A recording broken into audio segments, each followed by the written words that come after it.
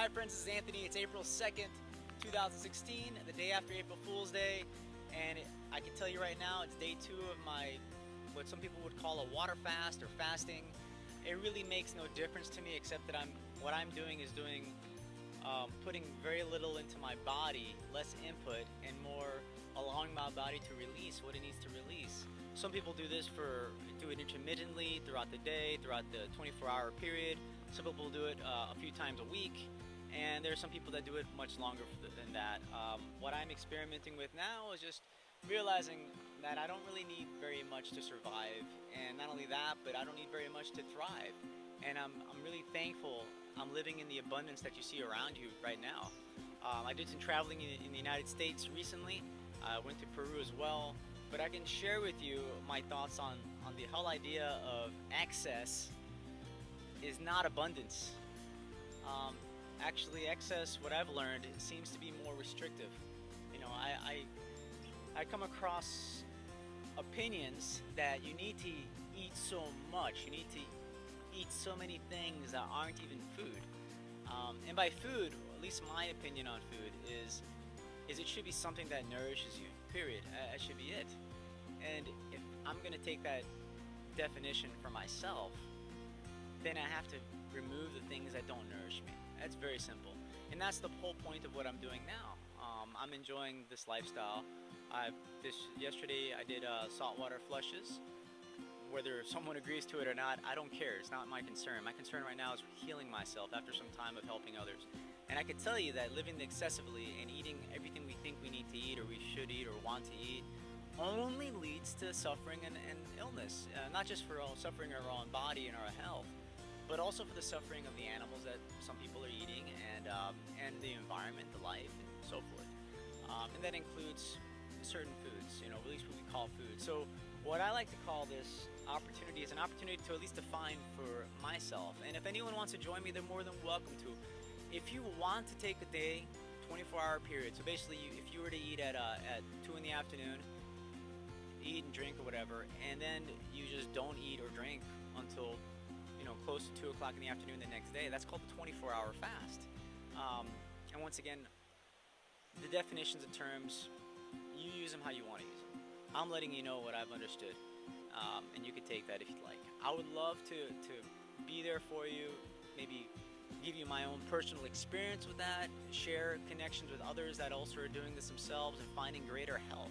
And that's one thing I've learned. The people that have actually taken some time to remove the things they don't need out of their life have benefited with greater improvements in their health, improvements in their happiness, improvement in their clarity, and the fact that they're not distracted by things they don't need.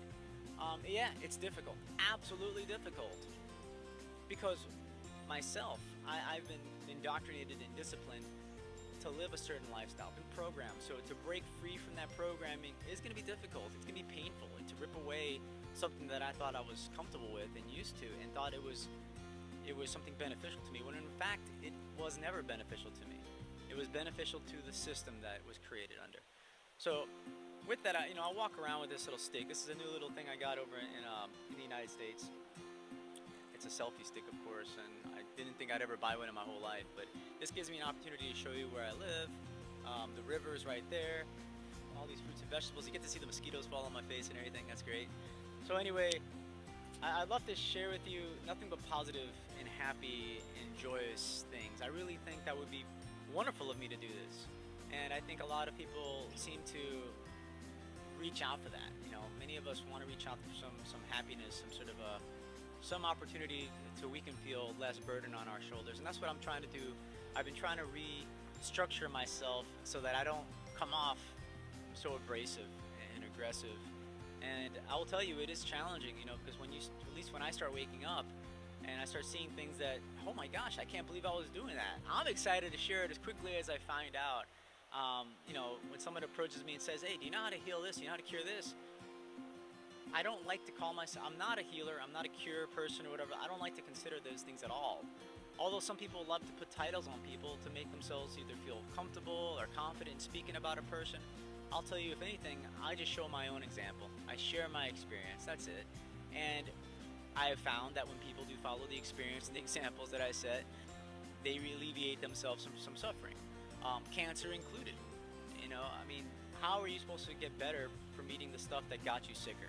Just like when I hear people tell me that they're avoiding fruits because they don't want to get candida, they don't want to get cancer, they don't want to get things that are going to age them too quickly.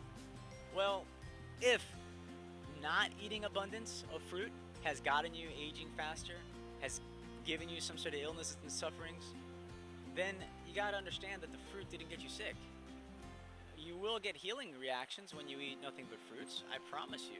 You're gonna get a detoxification reaction just because your body is getting that space, the allowance to go. Oh wow, I can breathe now. I can let go of stuff that's been retaining for a long time because there's life and death to keep you alive. So that's the whole point. You know, when I do this opportunity to flush my body out, to cleanse, to do fastings, to just take some time to be thankful. And thankful to me means that I don't have to put anything I don't need that's unnecessary into my body, into my life, into my thinking, because I'm thankful for what I have. And it's very hard to say that if I'm constantly reaching for something and feeling that I'm not getting the nourishment, not getting what I need. And you know, what's the point of that? You know, what's the point of being dishonest? Same thing with love. When I hear the word love thrown out everywhere, love, peace, compassion, these words mean nothing if you're not acting on them. You know, if you say love, love, love, love, love, love, love, you know, oh, I believe in love, I believe in one love, I believe in self-love, I believe in my religion is love. I hear this all the time. You know, act on it. Act on love. You know, how do you act on love? People ask me, how do you act on love? Well, think about this. It's something one of my teachers taught me, and I really value this so much. To me, love is removing anything that's not love. Removing, the act of removing things, distractions, obstructions. If I'm in love with someone, as an example, this is just one example. Or if I have a child, imagine I have a child and some child says, do you love me? And I'm like, yeah, I love you. And I'm saying this while I'm holding an iPhone, playing a video game, distracting myself, watching the news, drinking coffee, whatever it is, doing some drug, alcohol, or whatever. That's not love. That's, hey, I love that you're here with me while you share with me my addiction, my destruction of my body, you know, my distractions. That's what that is. So when I say the word love, just think of the tennis. When you play tennis and people use the word love, it's like 0-0, you know, it's the zero. It's zeroing out everything but the space, the nourishment, the love, the kindness, the compassion.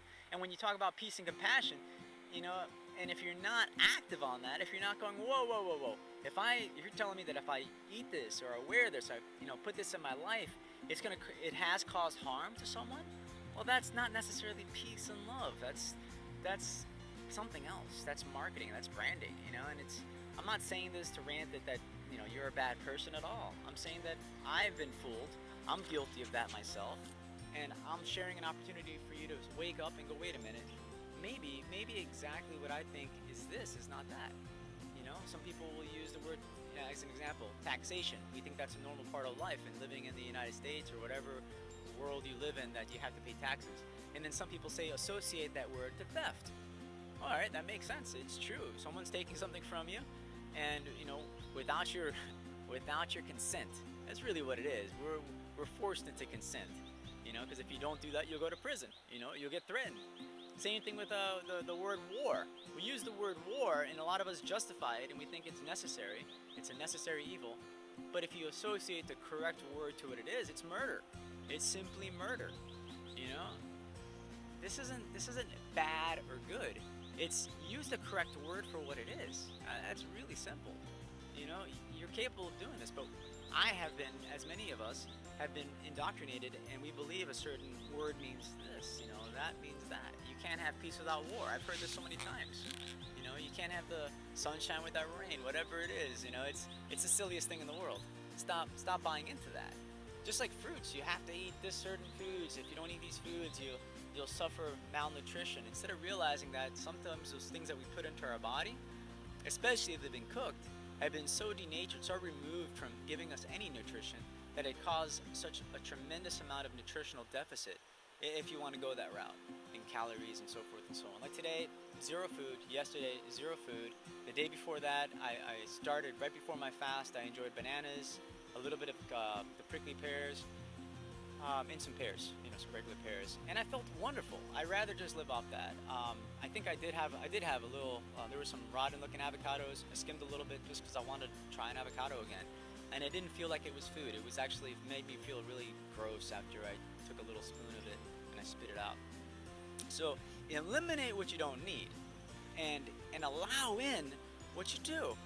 That's the whole point of this. Imagine you have a glass, and I'm telling you right now, you have an opportunity to fill this glass, this chalice, this beautiful cup, whatever word you want for a vessel, full of the most amazing, beautiful, sensual, fragranted, nourishing substance. Imagine you have that in your hand.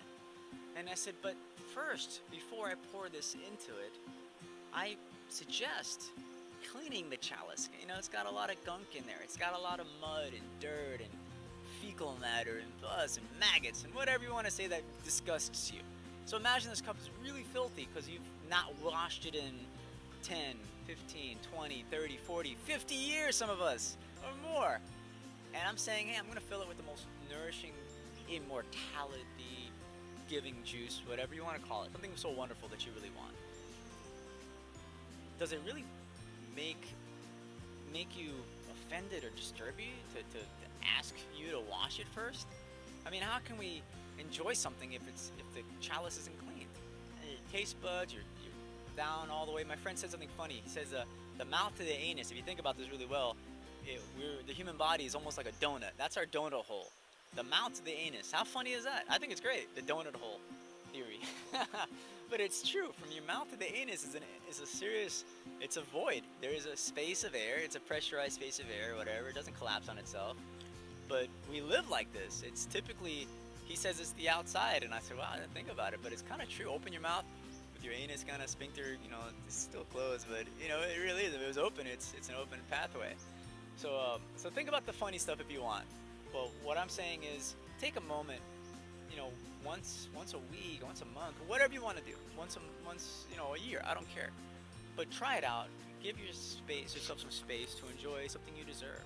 And I think the problem is a lot of us don't realize how wonderful we have it, that we can be happy and satisfied with so very little. I mean, think about how amazing that is. When I'm in the United States, I can't tell you how many times I went to someone's house and they, as an example, they get up in the morning at a time they normally don't want to get up. I'm not saying it's bad to get up, but I'm saying they get up, they go to they clean up, they put on clothes that they're not in love with, or that mentality. They eat food that doesn't give them such vitality. They jump in a car or jump on some subway or something to a 30 to 1 hour or more ride to go to somewhere they don't want to be at, and then they're clocked in from 8 or 10 hours. And then they do the same routine coming back, So you're looking at least 12 to 14 hours a day. The average person is spent time and energy spent enslaved somewhere. Because we're not doing things we really want to do that we're fascinated, we're in love with. Think about that. So it's disturbing. It is disturbing, actually. Then when you get home, what do you want to do? Some people want to drink alcohol, smoke some weed, drink, eat junk they don't need. Even on the food, if you're just going to eat some cooked food, think about it. You have to take energy and time to think about what you really want to eat. You have to plan that. And then you go to the store to pick something else up. And then when you pick that up, you got to transport it. Take it back home. And when you take it back home, you got to think about, okay, how do I prepare it? You got to spend time cooking it, preparing it, cleaning it. And then after that, once it's cooked, prepared, you serve it. After you serve it, then you eat it. And then it takes time and energy to digest it. So look at all the time wasted and spent on things you don't need that are unnecessary. And then what, you sleep for about 8 hours? You basically don't have any time for yourself. And by the time you realize that I saw my uncle, he's close to his 70s. And think about it, you spent 60-something years of your life, doing something someone else wants you to do, and you feel spent, you have no energy, you're weak, you're sick oftentimes, How crazy is that? We've literally destroyed our own happiness. We agreed to this because we were nurtured to do this. So I ask you today, if there's anything I can ask you, is look deep down inside yourself and say, hey, do I need what I'm doing right now? Am I doing the most I can to be efficient, to be optimal, to be optimally charged? And for this, it really means a lot to me that you take a moment today to be thankful, because you never know when you're going to lose someone you really, really love.